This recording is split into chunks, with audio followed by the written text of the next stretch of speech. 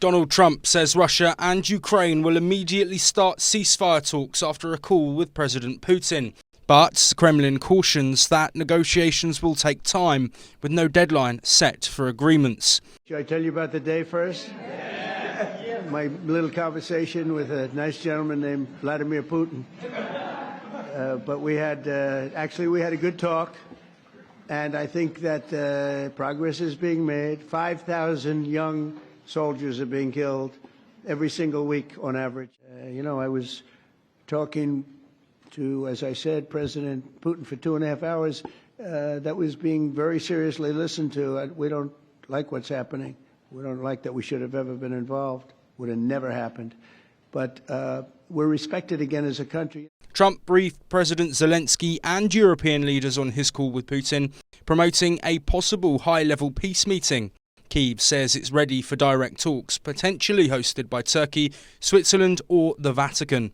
Кстати говоря, контакты между участниками встречи и переговоров в Стамбуле, они возобновились, и это дает основание полагать, что мы в целом на правильном пути.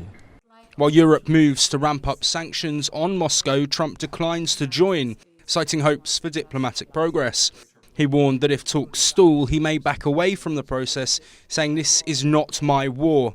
Vladimir Putin thanked Trump for backing renewed peace talks, but rejected a 30-day truce unless conditions are met.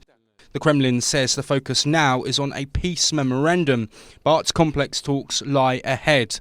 Ukraine and its allies accuse Russia of negotiating in bad faith, using talks to avoid new sanctions. Former Swedish Prime Minister Carl Bildt called Trump's call with Putin a win for the Kremlin. Putin insists any final deal must include Ukrainian troop withdrawal from 4 Russian-occupied regions. The Russian leader says peace talks must address the root causes of the conflict. Meanwhile, German Defence Minister Boris Pistorius said Putin is not serious about peace and is using US talks to stall. He called on the EU to increase sanctions, especially targeting Russian energy exports. In the latest development, EU Foreign Policy Chief Kaja Kallas urged the US to act if Russia rejects a ceasefire.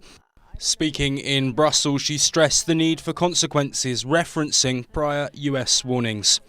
Bureau Report, NewsX World.